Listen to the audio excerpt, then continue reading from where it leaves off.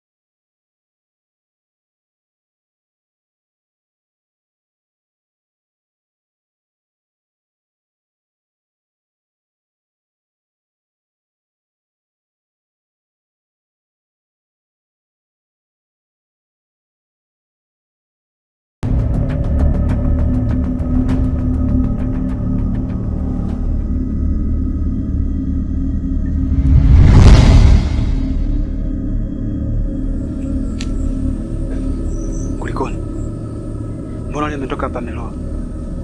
Alafu ule si mwalimu wako. Nimekuaje Meloa vile? Alifuata nini hapa?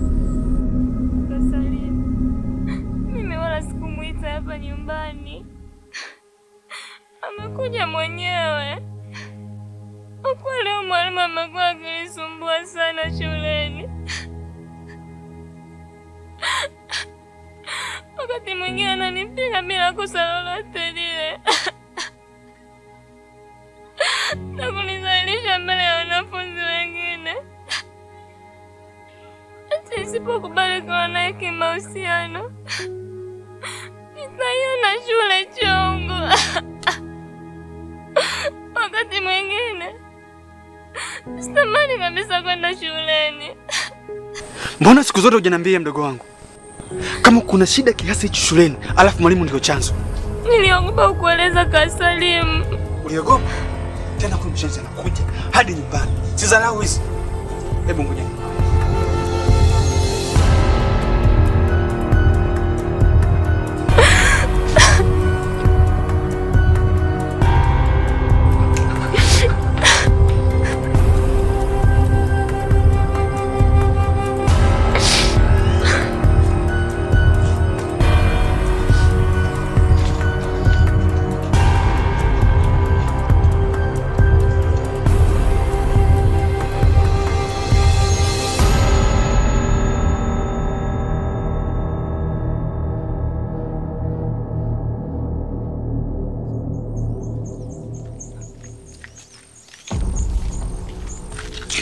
Ndugu zangu, mjamona ndicha fanya bonge hivi kabila njia hii atumbotombo hivi. Huyu amzunguzia Ticha Miwani. Ticha Miwani si ndio bonge shuleni? Alafu napenda sifa ile na kuaga baya na tumbo lake kaa chula. Mbona hata wewe? Alafu mimi silipendi. Hivi naomba sikia mchapa subira na bonge mfimbo kama na wanyoka vile. Afrika simeti ni sadaka kama Yesu. Asimpendi. Kwa hiyo mjuna akipita njia hii? Hapana, hatujamwona akipita njia hii. Kaka, tunaomba usiambie Ticha bonge kama tuko namsema. Ukimwona uko na kwenda.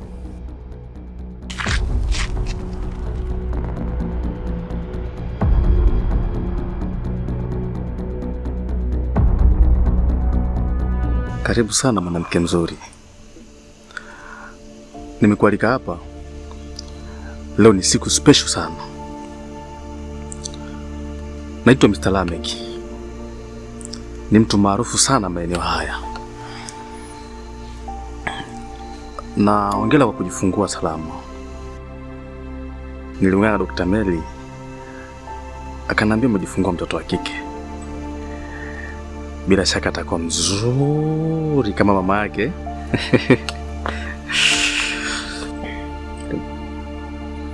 Asante sana. Pia samahani kwa kujibu vibaya siku hiyo.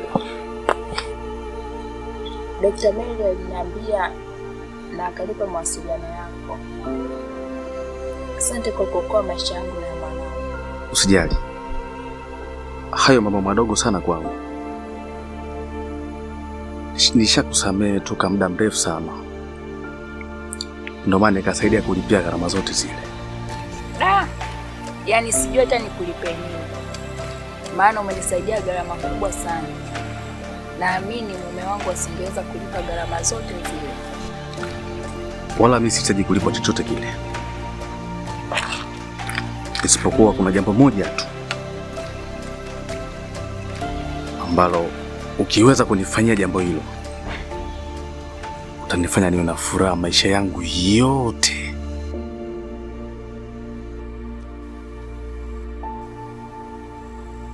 Ni jambo gani hilo ambalo nikikufanyia unahisi litakupa furaha maisha yako yote? Kunywa.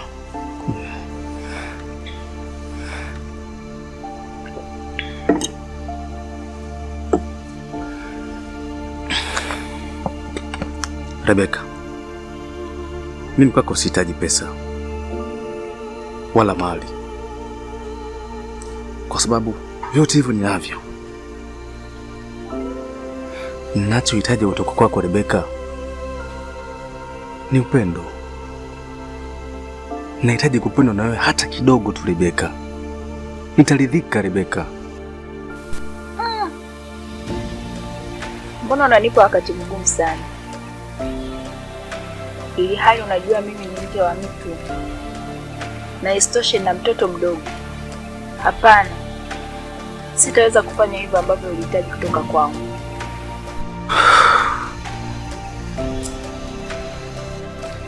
Sawa,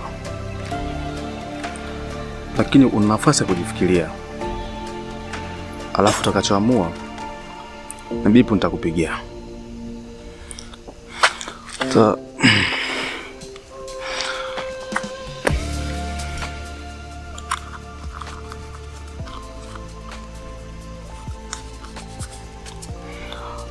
Shika hii.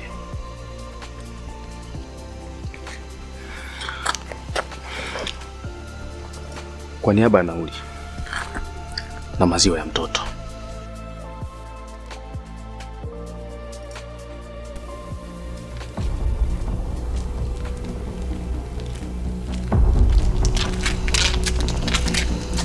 Lazima nikupate kwa gharama yote ile.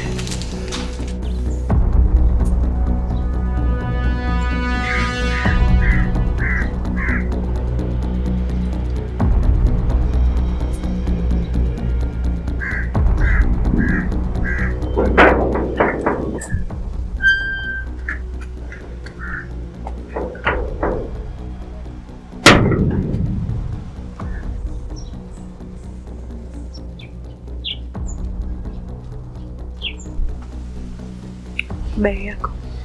Salama Dr. Mary. Samahani kukuita hapa mara moja. Najua huu ndio muda wa majukumu yako ya kazi. Lakini usijali. Nashukuru kwa sababu amenitafuta. Nimeona naye. Lakini bado hajakaa kwenye mstari. Labda nikuongezee jukumu moja. Mfanye basi ya upande wako. Anisikilize kwa kila kitu utakachomwambia. Ukilifanikisha hilo, kuna zawadi nono nimekuandalia. Sawa Mr. Lamek. Ndio maana nimepita hapa mara moja kukusikiliza.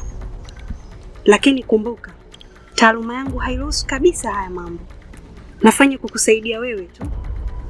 Tusije kugeukana baada ya kufanikiwa. Endapo utanigeuka, itakugharimu Mr. Lamek. Ina maana uniamini, sio? Dr. Mary, tumefanya deals ngapi mimi na wewe mpaka wewe ni wasiwasi na mimi? Si Sina wasiwasi na wewe. Nafanya kukukumbusha tu. Maana muda wangu wa kazi huaga upitia biblia.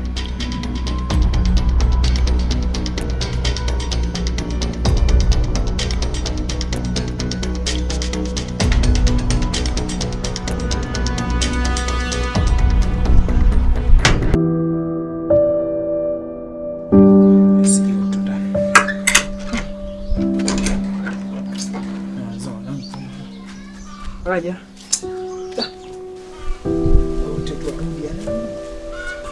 Ukaenda wapi? Niache tu.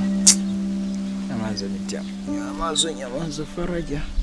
Faraja wewe. Mama yangu wewe.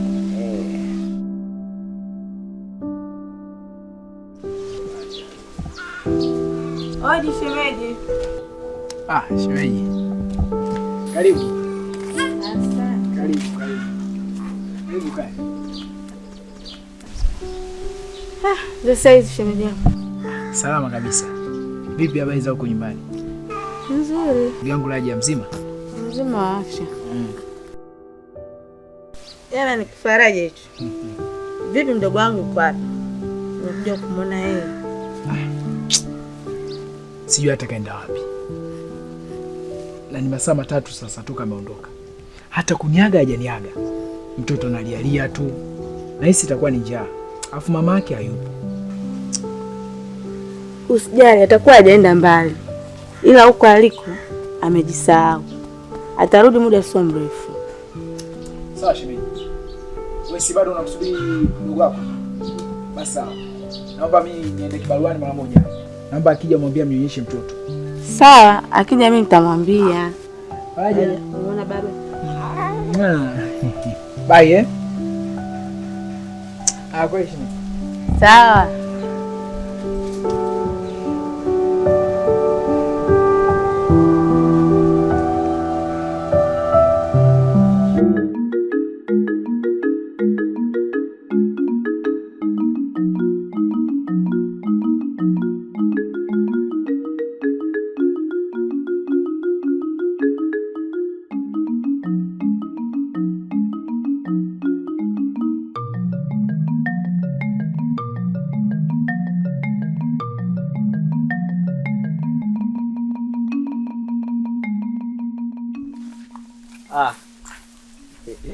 Mambo visibila.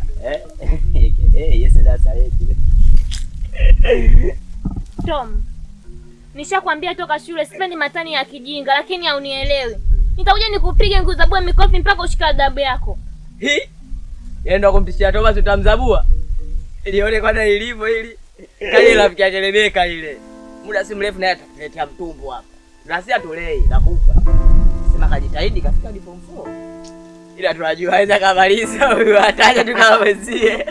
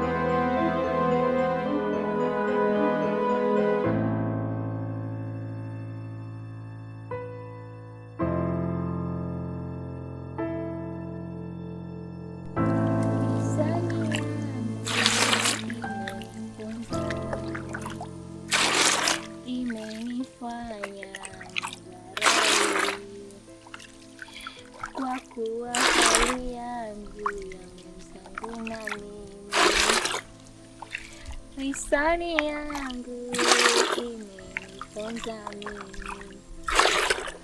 imenifanya nidharauliwe, kwa kuwa hali yangu ya mwenzangu na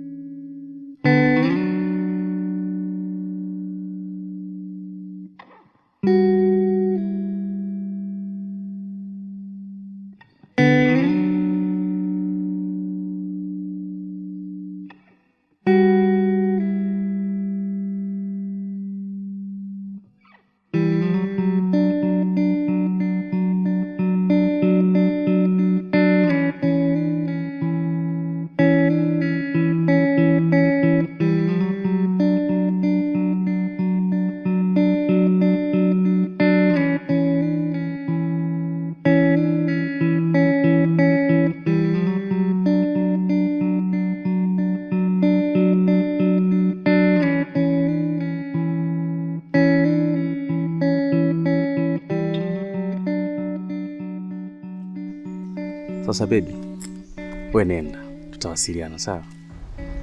Ila ukifika niambie. Yaani sitamani hata kuondoka. Natamani tu tuendelee kwa wote. Najua kabisa. Lakini usijali. Pia kumbuka wewe ni mke wa mtu. Na una mtoto nyumbani mdogo anakusubiri. Ukiangalia muda mrefu tumekuwa pamoja. Sasa wewe nenda nyumbani. Ukifika tutawasiliana, afu kesho tutaonana tena, sawa? Mke wa mtu bongo. Sio uko na baba yake bwana. Ila kuja niende nikawaone. Nikifika nitakutumia message sana. Sasa. Aya.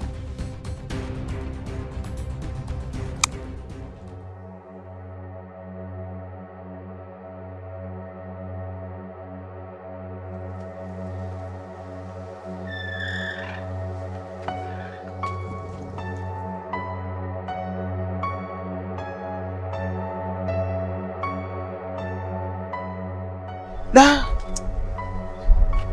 Aisee. Kumbe hata malaika anaweza kuwa shetani. Basi Rebeka yule. Mke wa rafiki yangu tatizo. Maskini tatizo.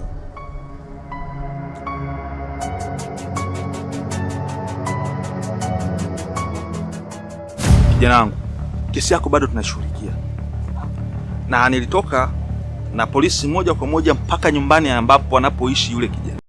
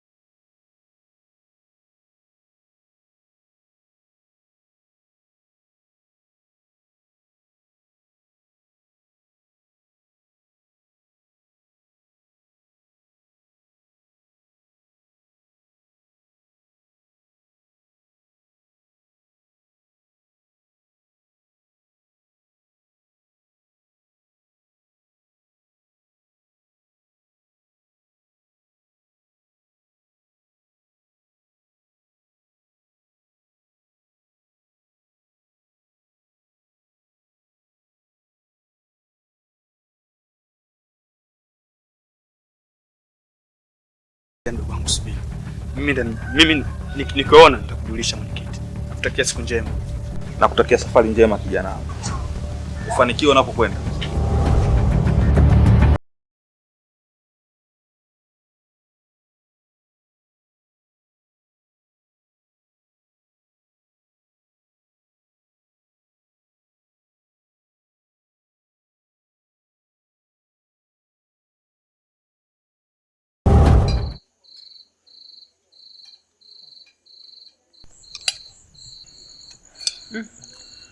Chakula kitamu.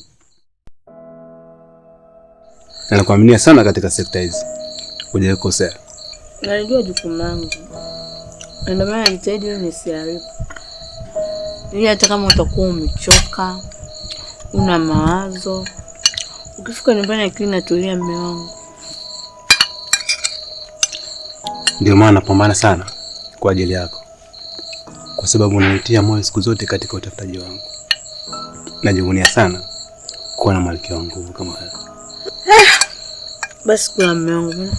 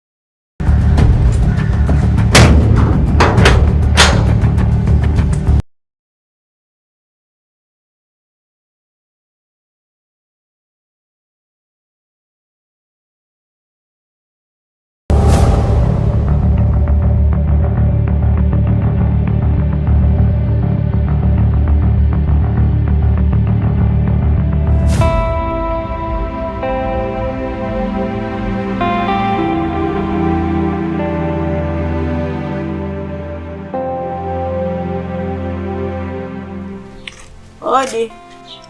Karibu dada. Mama Faraja. Karibu sana. Mzima Mzima, karibu. Asante. Za siku maana sio kwa kupotea huku. Nimepotea wapi dada? Tunapishana tu.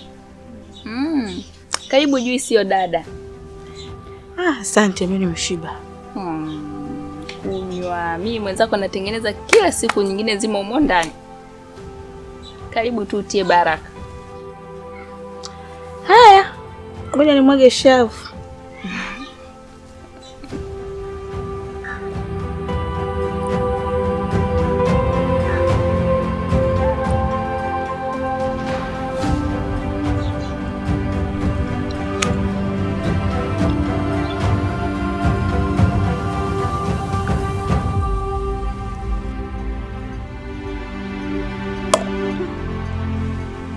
Nini tena dada?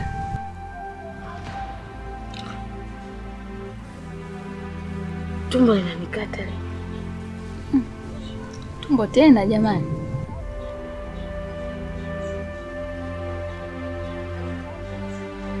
Dada, kwani umekula nini huko ulikotoka?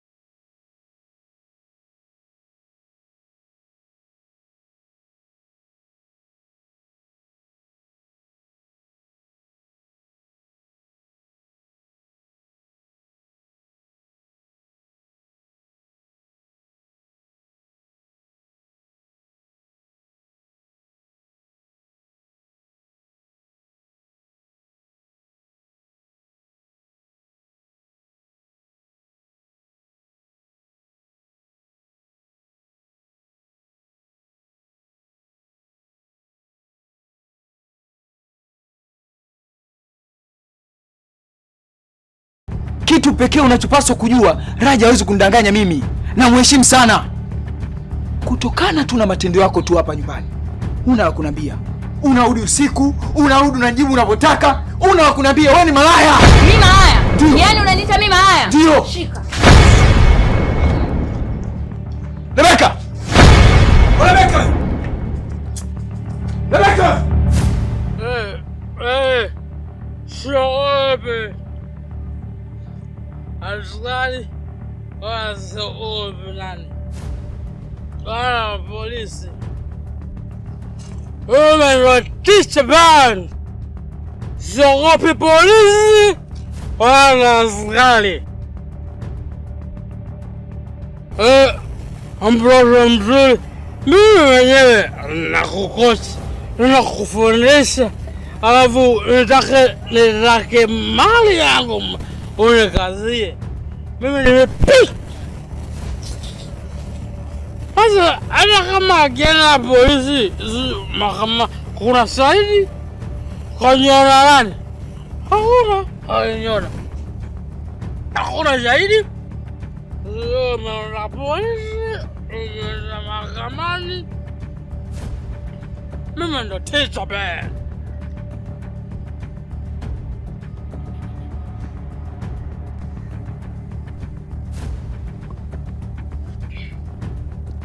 Hivi ndo vitu roho inapenda. Unakunywa vitu roho safi, roho inakwambia kwatu, roho imenyoka, roho kitu inapenda. Something about Komgonda Makapleni Chale. One about this better cause. And this is a thing. This is a door. Door imependeza. Inapendeza.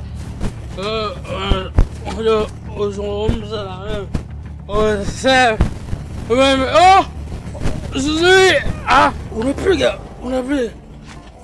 unapiga unaenda zako.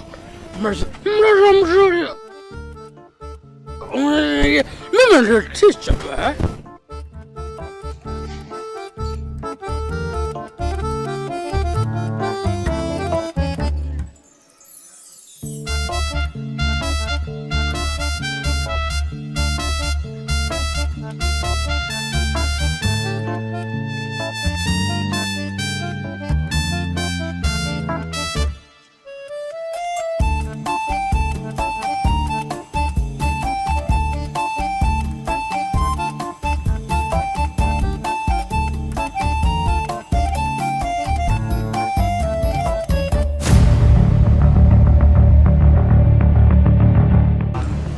Samani, kuna ndugu yangu niplatana kipindi kirefu sana. Sasa katika kuulizia nimeelezwa kwamba anapatikana maeneo ya huko. Sasa mtu kama labda kuna sehemu labda ushawahi kumuona, labda unaweza kuniambia umeona sasa?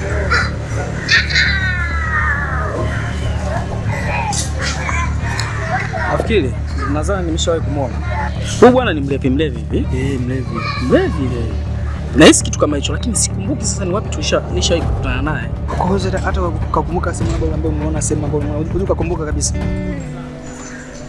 Labda nitulize akili sana. Tofauti na hapo.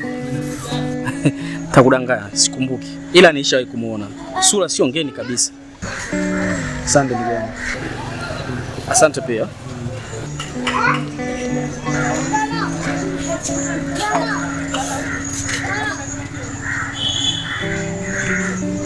Sija kama mvina huyo. Analetea mabalaa mimi hapa.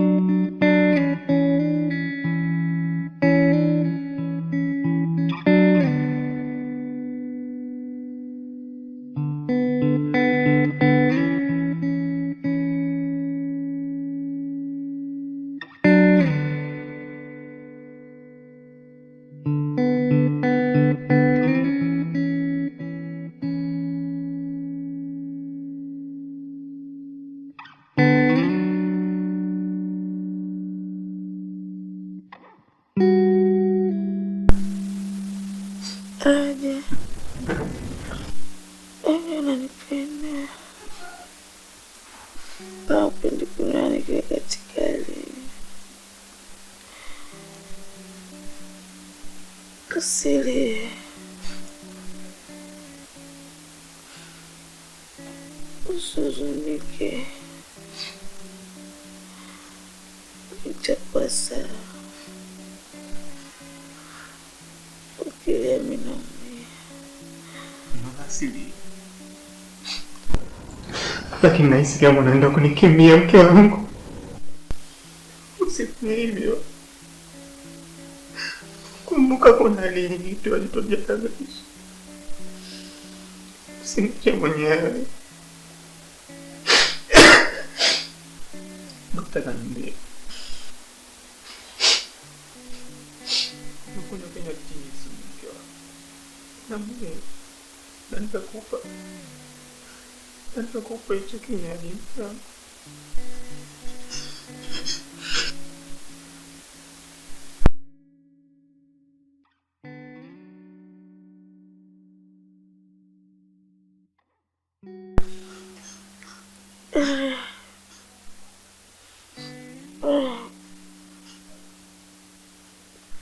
Rebecca.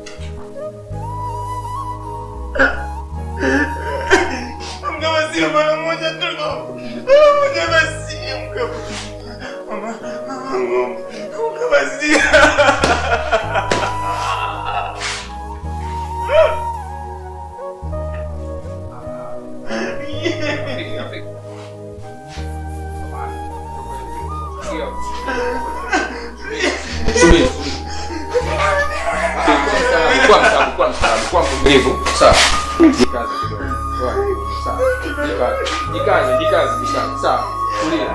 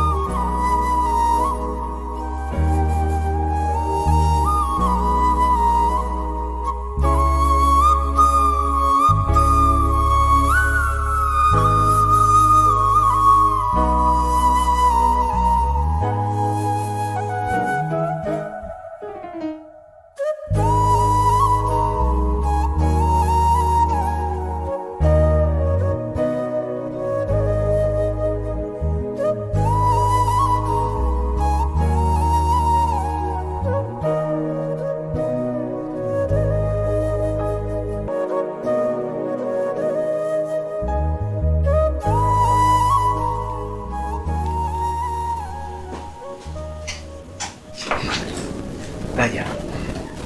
Vipi shemeji anaendeleaje? Dadangu kwako malipo yake ni kununulia mke wangu.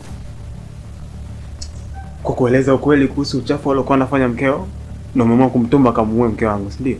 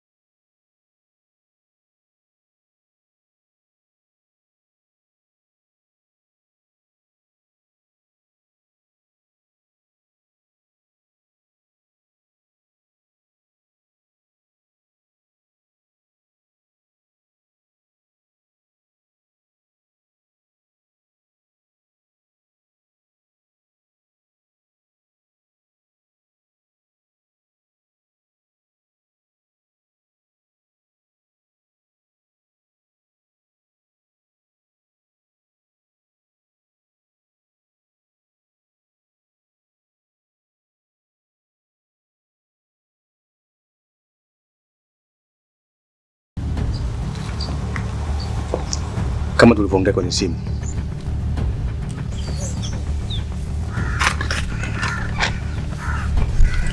nahitaji hiyo kazi ifanyike haraka sana, maana kijana mdogo kama yule hawezi kushindana na mimi.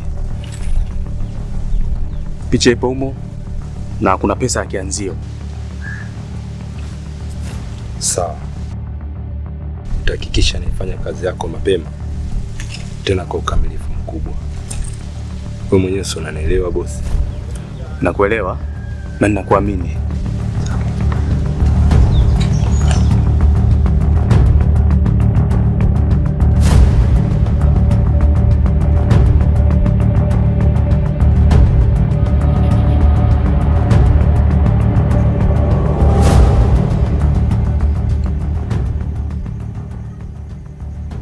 Poa vipi?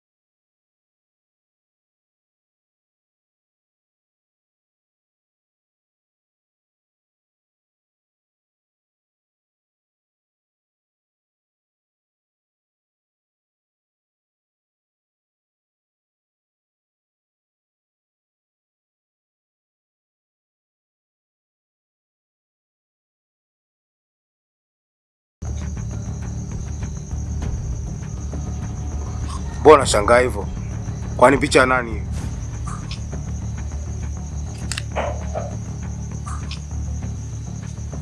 Oya mwanangu, lato hii kazi haifanyiki. Kivipi tena? Haiwezi kufanyika hii. Mbona unazingua wewe? Wewe elewa hivyo. Unazingua baba. Unazingua.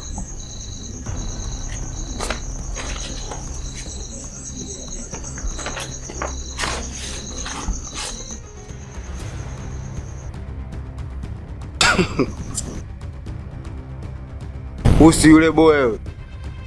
Yaani chap tu afu faster tunachukua mzigo wetu. Poa, sikia nikwambie. Hatuwezi kumuua huyu jamaa. Kwanza huyu jamaa tumeishi naye vizuri sana. Afu kitu kingine,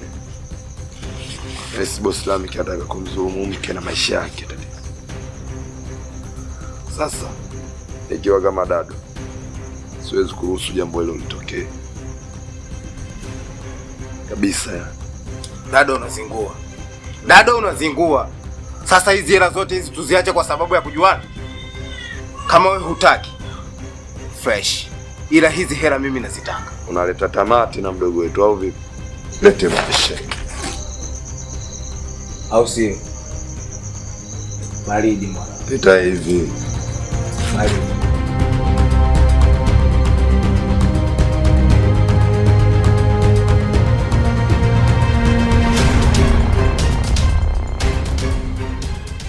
Boya huyu anaweza kaenda kumzuru kweli tatizo.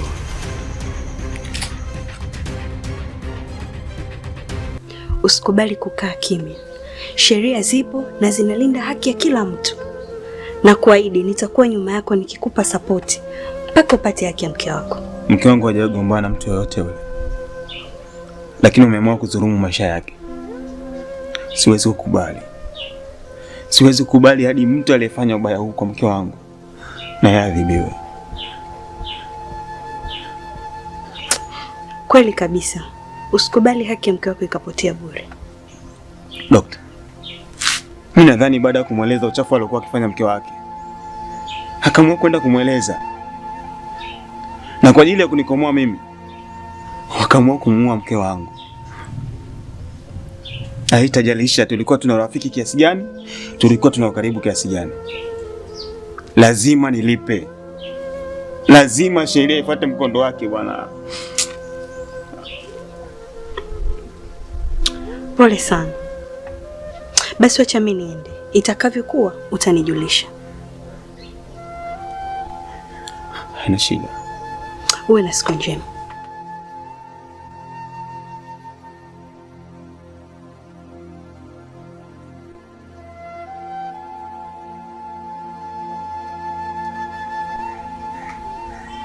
Latifa.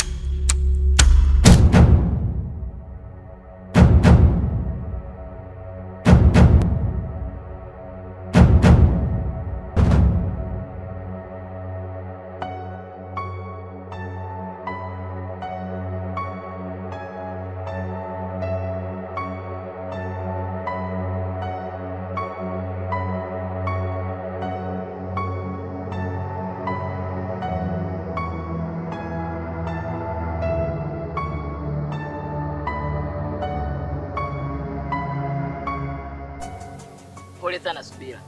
Shule yetu ilitangaziwa kuhusu shambulio lililopata kutoka kwa Ticha Bendi. Na hata hivyo, shule imeshafukuzwa kazi na mapolisi wanamtafuta. Mimi nakwambiaje, yule akikamatwa natamani kama mimi ndio ni polisi. Namuingiza kwenye chumba cha adhabu, alafu mijeledi kibao. Ajalia kama mtoto. Mama. Asanteni sana marafiki zangu kwa kuja kuniona. Mimi naendelea vizuri tu. Ila namshukuru Mwenyezi Mungu. Subira. Unajua siku zile Ticha Bendi tulimwona. Sema tulikuwa tujui kama anakuja kufuata wewe. Tungejua kama anakufuata wewe, tungerudi haraka sana. Si ndio Tomwe? Kweli kabisa Jeli. Sema tu silijua, ni sana siku mnene tu. Hapana, sio hivyo. Usilolijua ni sawa na usiku wa giza.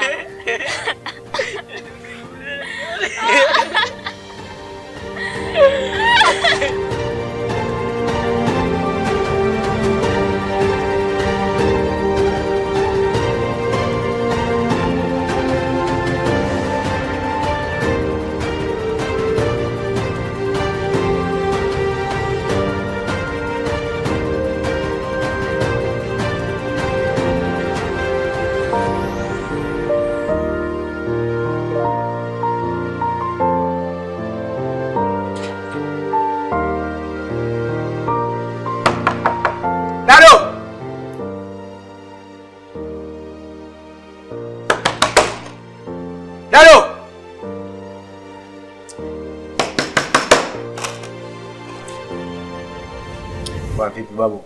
Mbona makelele kibao? Samani, nilikuwa namuulizia Dado, si yupo? Dado hayupo. Shida naye. Kama vipi njoo msubiri ndani.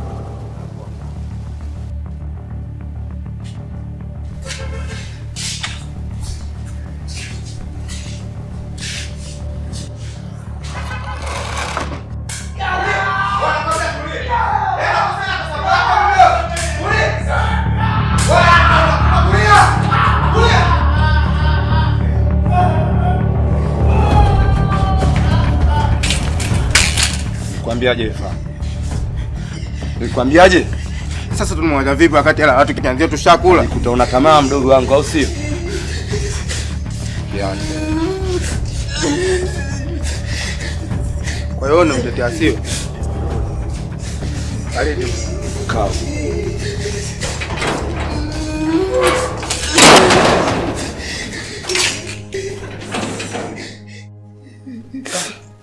Pole ndugu yangu.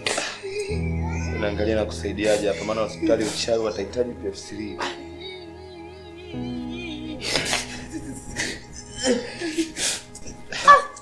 Twende kwanza ndani, twende ndani.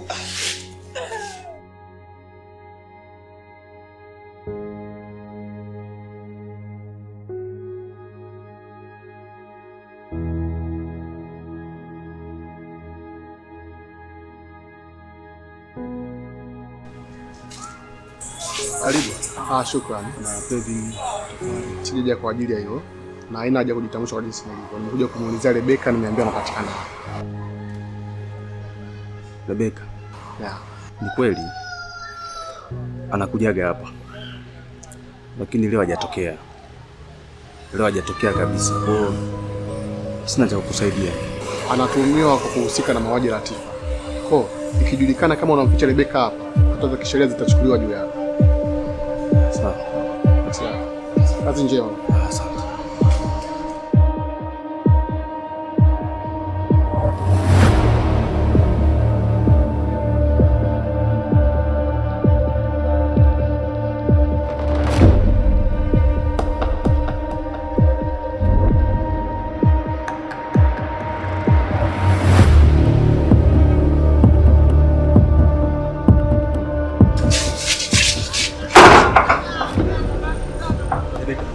Ondoka haraka sana hapa. Unatafutwa na maafisa ya polisi. Fanya haraka uondoke kajifiche. Wanadai kwamba umehusika na mauaji ya Latifa.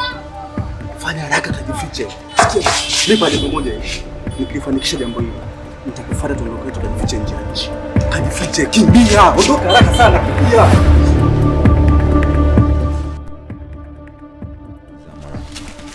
Mwanamke ukimleta mjini, maisha yako yakiwa sio mazuri, lazima tu atashawishika mwanangu. Ona leo sasa. mwanamke wako mwenyewe anataka kusababishia kuuawa na mtu ambaye anamtaka. Lakini kaka, mimi sikujua kama ipo siku atanibadilikia na kuwa adui kwangu. Leo tazama, kaniachia mtoto mdogo, kanifanya nimegombana ndugu na jamaa na marafiki, yote kwa sababu yake. Sasa nataka nikwambie ukweli. Boss Lameck alinipa kazi ya kuua mtu, lakini kati natazama picha ya mtu ambaye anatakiwa kumuua, nakuta ni wewe mwanangu. Nikaapa sitaweza kufanya unyama huo juu yako. Tatizo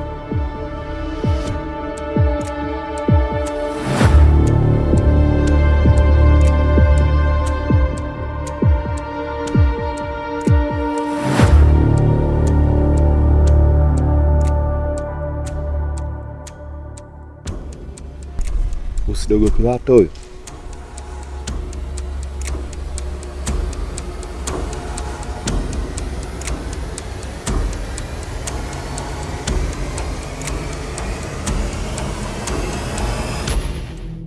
Karibu. Asante. Karibu kaa.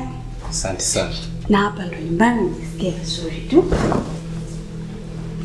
Za huko. Salama tu. Niambie.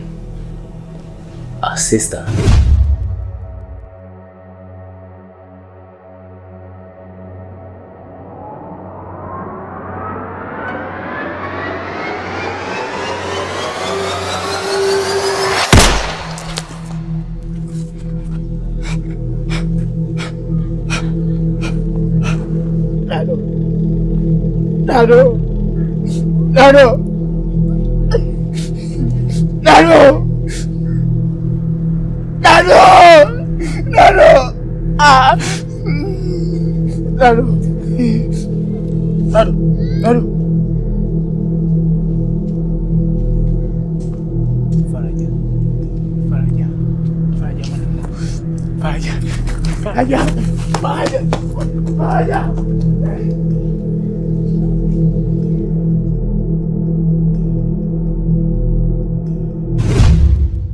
Nimeshuhudia kwa macho yangu, rafiki yangu akipigwa risasi na Mr. Lameck.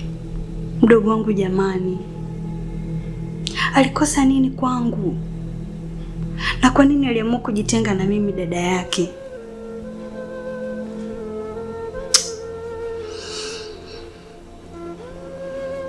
Mdogo wangu Dado, nilimwambia mara kibao sana, nini unataka kufanya ili nimwezeshe, lakini alisema anajiweza na atapambana mwenyewe. Sister, kwani Dado ni ndugu yako kabisa wa damu? Ndiyo, Dado ni mdogo wangu. Kwenye familia yetu tulizaliwa wawili tu, mimi Maria Dominic na Damiani Dominic, ambaye alipenda kujiita Dado. Kumbe Dado alikuwa na mtu ambaye anaweza kumsaidia kwa chochote,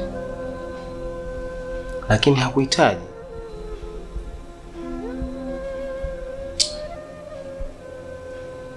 Lakini aliyehusika na mauaji ya mdogo wangu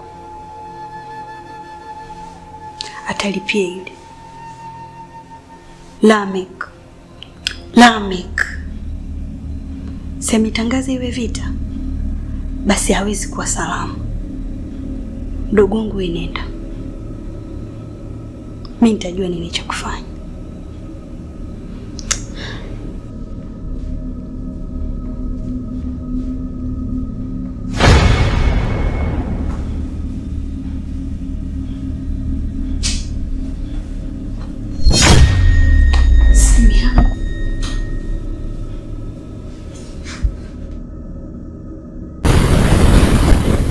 Nimsaidie mtu aliyesababisha umauti wa mwanamke niliyempenda. Siwezi kufanya hivyo. Na kama hicho ndicho kitu ambacho umenitia hapa nyumbani kwako, basi sina msaada na wewe. Raja. Nachojua hauna roho ya kinyama kiasi hicho. Ni kwa sababu tu haujui ukweli. Laiti kama ungekuwa unajua ukweli, usingemchukia Tatizo. Ukweli upi huo? Ukweli wa kushuhudia mwanamke niliyempenda akifa mbele ya macho yangu? Au ukweli wa kumsaidia mtu ambaye baadaye akasababisha maumivu ndani ya moyo? Hapana, sio ukweli huo. Siku ya kifo cha Latifa ilikuwa hivi.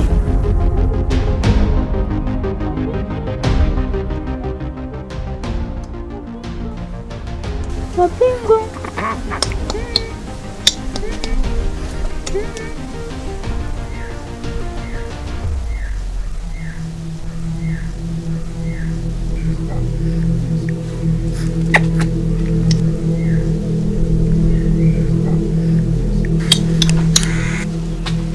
Hey, karibu. Asante. Mzima? Mzima, karibu. Asante. Karibu kae. Asante sana. Hey, za siku nzuri. Hujapotea kweli jamani? Nimeulizia mpaka nimefika. Nikaona leo bora nije nikutembelee, maana ni siku nyingi toka umejifungua. Naona na afya yako imezidi kuwa imara. Namshukuru Mungu.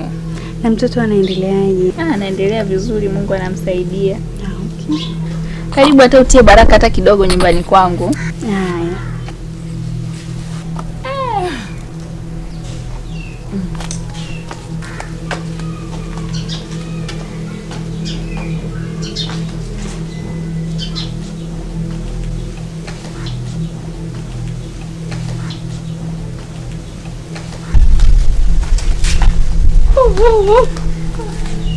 Karibu jamani. Asante. Karibu.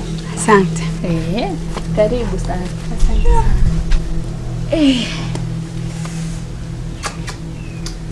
Karibu. Asante.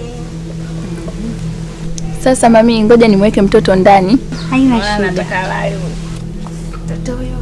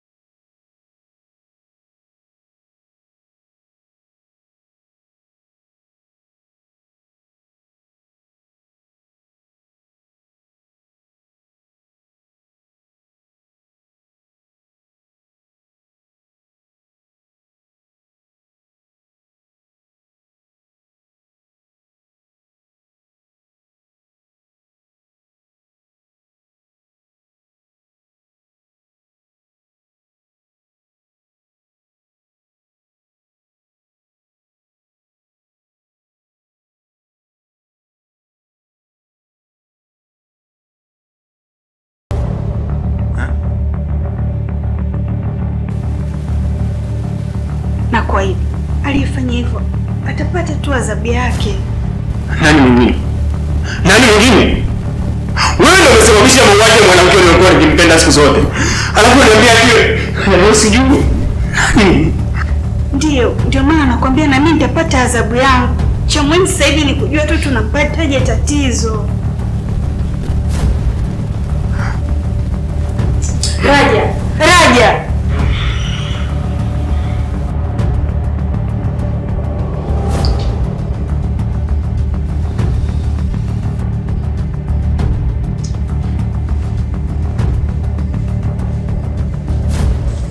Marafiki zangu, japo mna kero zenu, lakini nawapenda sana. Mmekuwa sehemu ya furaha yangu. Hata pindi ninapokuwa na huzuni, nyinyi ndio marafiki zangu wa karibu mliobakia. Zamani alikuwepo Rebeka, lakini sasa nipo na nyinyi. Najiuliza, pindi matokeo yatakapotoka, sijui tutaonana wapi tena. Naamini na naombea mfaulu shule nzuri, japo mimi sikupata bahati ya kufanya mtihani. Sikiza Subira, wewe ni rafiki kwetu, usisahau hilo. Na hata kama tukitengana, ipo siku tutaonana tu. Maana milima haikutani, ila binadamu hukutana. Set. Hapana, sio hivyo. Milima haikutani ila binadamu hukutana. Nakwambiaje? Huyu asipopata buku Kiswahili huyu na hapa kijijini hapa.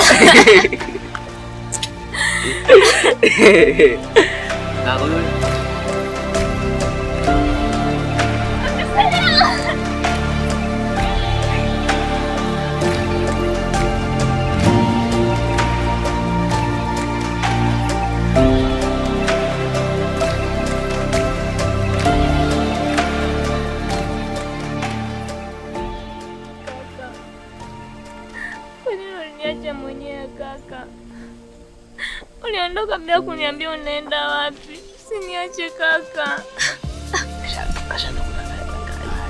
Tena kujenga. Usijali baba. Mimi nimeshaona. Siwezi tena kukuacha.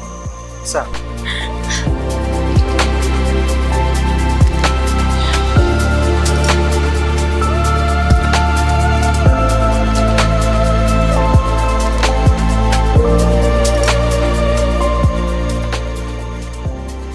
Chini ya ulinzi. Tunajua kwamba mauaji wa kijana anajulikana kama Pearson Mtaremwa, almaarufu kama Ticha Ben.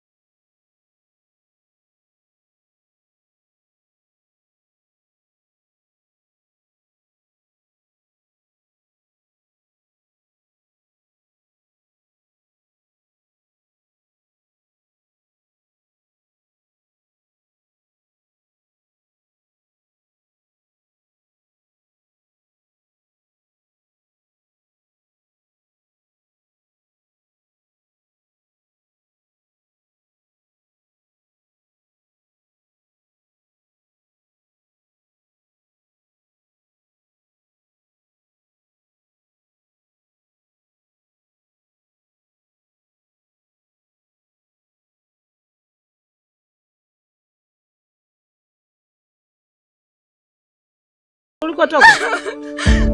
Na mbona uko mwenyewe? Mwenzio yuko wapi? Mbona kusemesha mwanangu usemi? Una shida gani? Jamani, tuna shida gani huyu aongee analia tu?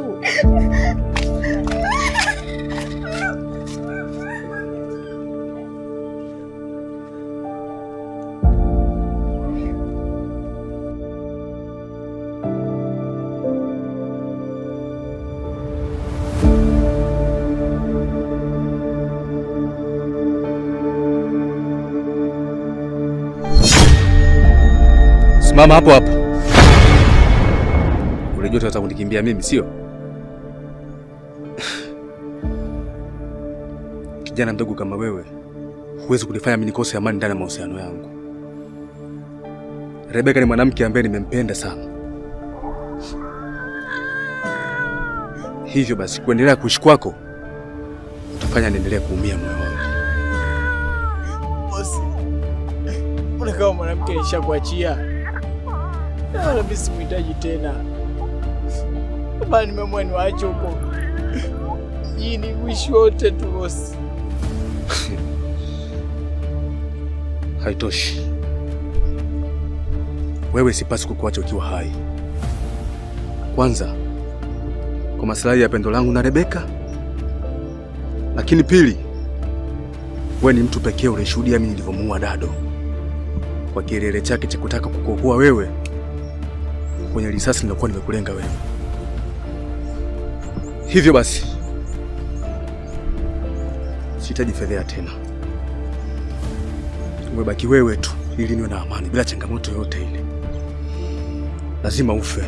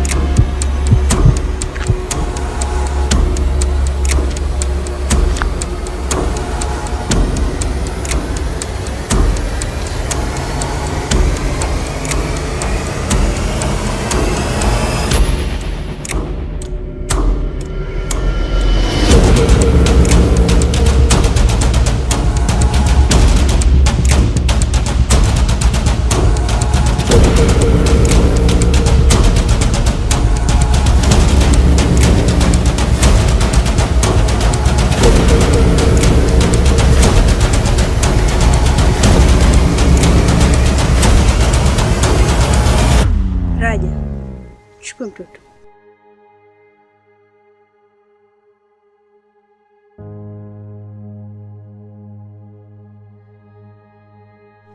Tatizo, wewe nenda tu nyumbani.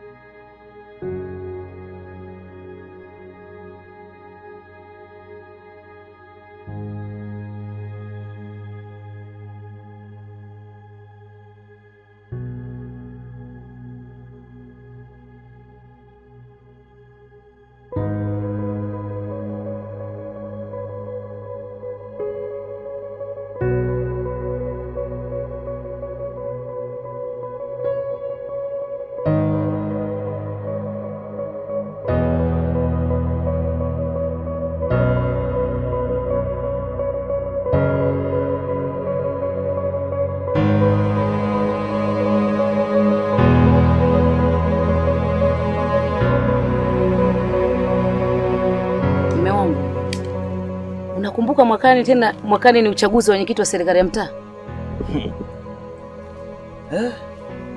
Yaani hilo mke wangu hata usizungumze. Maana mwenyewe unakumbuka kwamba ule uchaguzi uliopita ule tumepita hivyo hivyo kimagumashi tu. Nakumbuka, ndio maana nimekukumbusha. Una habari mwangu, Mzee Mkumbo hapo nje naye anataka kugombea, nimeipata hiyo siri. Kwa hiyo jiandae. Wewe, Mzee Mkumbo huyu? Ndio nakwambia hivyo.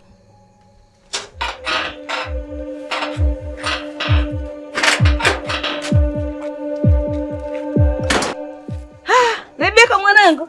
Mama. Wow. Karibu mwanangu. Karibu Rebeka mwanangu, karibu. Asante mama. Rebeka mwanangu, karibu nyumbani. Asante mama.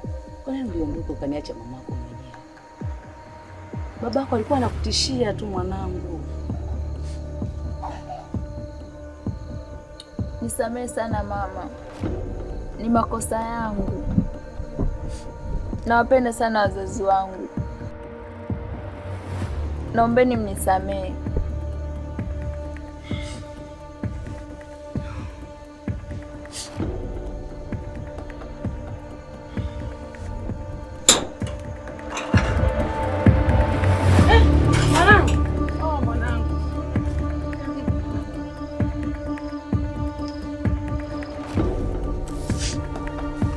Tatizo. Naomba unisamehe. Ishi hapo hapo. Mimi sikuja kwa sababu yako. Najua sistahili msamaha huu. Nimekukosea sana. Naomba unisamehe, turudiane, tuishi pamoja kama mwanzo. Nakupenda sana Tatizo.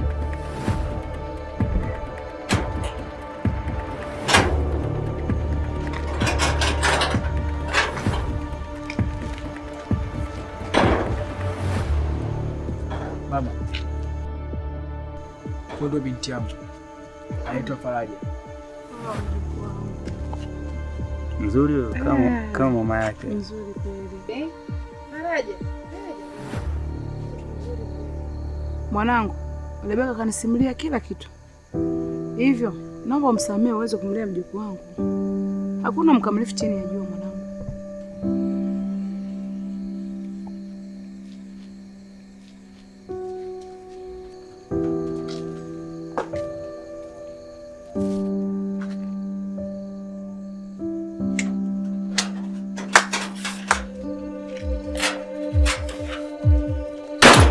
Chini ya ulinzi. Unashtakiwa kwa kuhusika na kifo cha Latifa Milanzi. Chochote utakachokifanya kitatumika kama ushahidi mahakamani.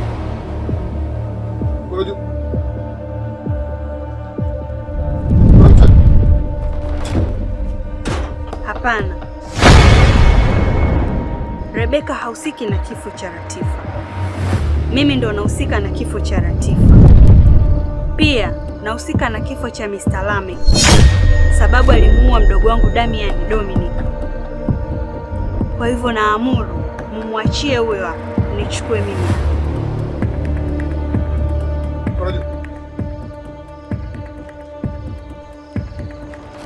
Raja, nilishakwambia aliyehusika na mauaji ya mke wako atapata tu adhabu yake, na imani nimetimiza ahadi.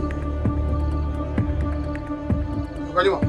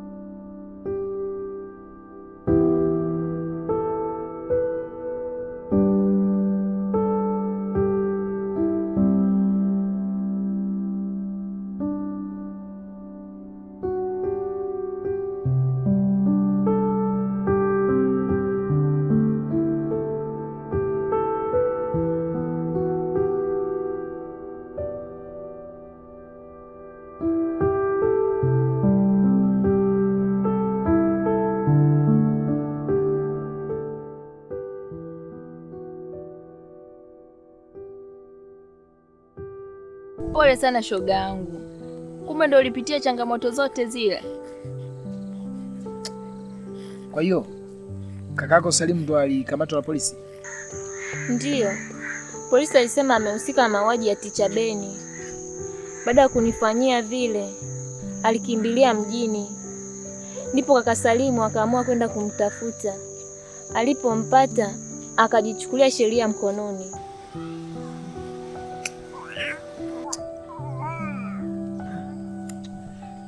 Kwani wewe hapo unaishi na nani? Naishi mwenyewe. Lakini mamangu mdogo huwa anakuja mara moja kuniangalia. Tatizo rafiki yangu na shemeji yangu Mama Faraja. Mimi nadhani nyinyi mnajua fika jinsi nilivyokuwa mpweke. Tangu nimeondokewa na mwanamke niliyempenda, Latifa, nimekuwa kuna baadhi ya majukumu nashindwa kabisa kuyakamilisha ipasavyo.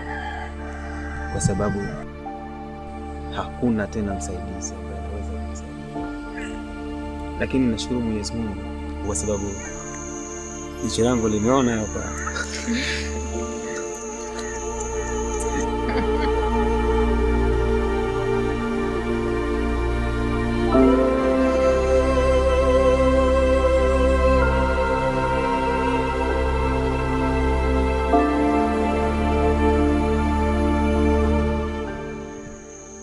Tatizo Mimuna Subira ni mwanamke mzuri tu, anaweza akanifaa kwa sababu kipindi hiki mimi bado niko mpweke, na kama yeye mwenyewe ataridhia, basi naomba mnisaidie tufanye utaratibu haraka niweze kwenda naye mjini kama mke wangu.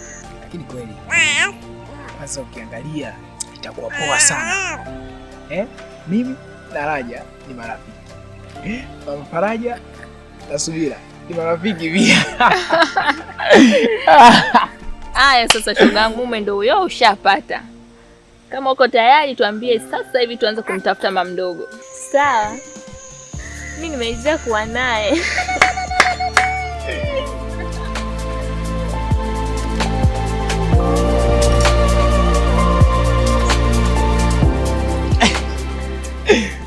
Subira, asante sana kwa kuulizia ombi langu, lakini nakuahidi nitakupenda sana na sitaangusha shemeji pamoja na rafiki yangu Tatizo.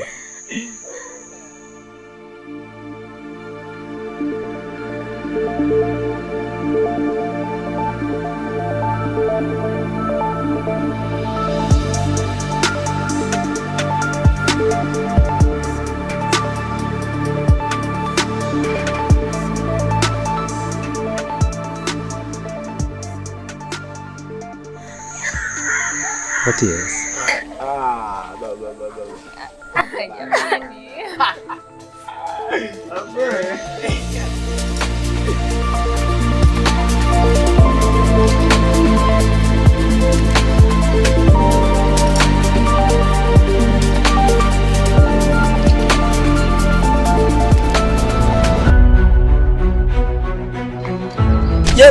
Jeni.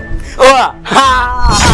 Oa, uko vipi uko kwema potoka kwanza? Kwema mwanangu. Oya, ndo niambie sasa kuna nini? Nimefaulu. Mimi matokeo yangu umeangalizia? Sijaangalia, mimi naangalia. Mimi hapa pamoja naangalia. Sitaangalia. Oya, nimefaulu mwanangu hapa tu. Oya, nini? Nimefaulu? Ona. Nimefaulu.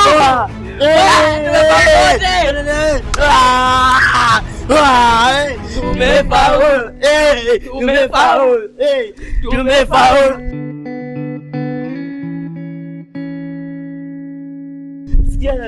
Ningesinga amesema nimefaulu mwanangu. Basi bila mimi ningemtani hapo. Mwanangu poa. Baadaye.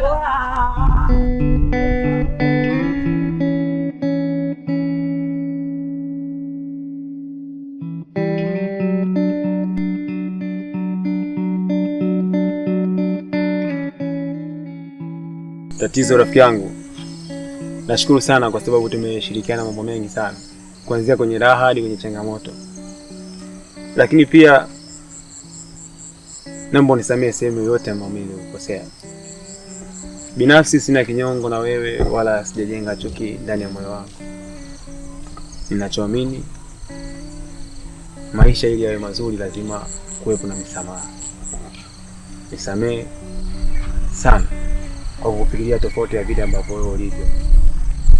Lakini shukrani za kipekee ni kushukuru kwa sababu umenifanikishia leo naondoka na Subira akiwa kama mke wangu. Nasema asante sana. Nakushukuru sana. Pia ninashukuru sana na shemeji yangu Tatizo. Na nitafanya kama alivyoniambia rafiki yangu Rebeka. Mtahamisi sana. Raja. Naam. Najua ni mengi sana ndugu yangu ambao tulifikiriana vibaya. Lakini yote kwa yote tusameheane ndugu yangu. Nilipokosea nisamehe, na mimi uliponikosea nishakusamehe ndugu yangu. Lakini pia mimi naombea sana penzi lenu liwe zuri na lidumu milele. Najua utajisikia vibaya kwa nini rafiki yako hajaja. Nimemtoroka kwa sababu alikuwa anang'ania kuja, lakini kuna shughuli nyingi sana nyumbani pale inabidi afanye. Umeona? Kwa msamee kwa niaba yake ndio kama hivi na muombea na mwaikia jamani. Kwa nini na natakia maisha mema sana ndugu yangu. Siku moja nikipata nafasi tu nitakuja na mke wangu kutembea. Karibu sana. Na mimi nitafurahi sana nikuona tena mjini. Hamna shida ila huko. Basi safari njema ndugu yangu. Poa ndugu yangu.